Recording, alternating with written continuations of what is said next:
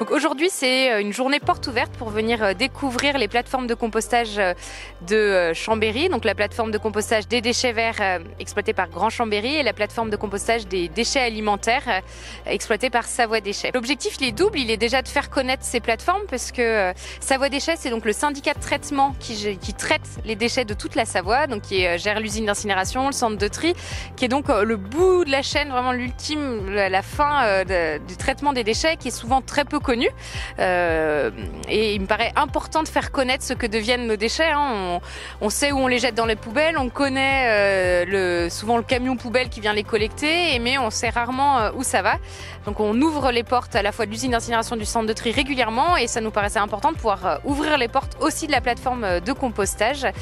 pour savoir ce que deviennent ces déchets. Et en plus de faire connaître nos plateformes, on souhaitait pouvoir distribuer le compost qui a été produit cette année. Alors sur Grand Lac, on a mis à notre disposition des habitants deux types de collecte au niveau des déchets alimentaires. Donc des abris-bacs qui sont installés dans les communes plutôt urbaines où on a plutôt du collectif.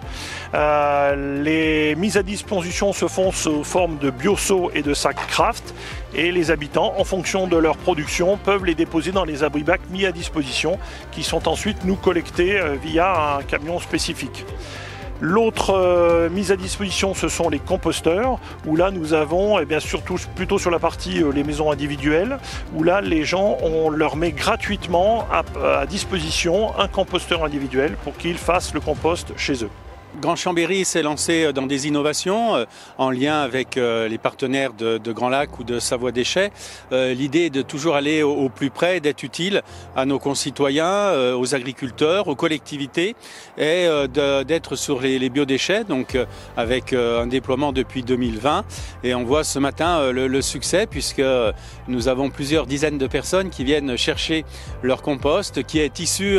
de la récupération des repas, des ménages, de la restauration, et il faut encore bien sûr l'étendre, puisqu'on a besoin dans ce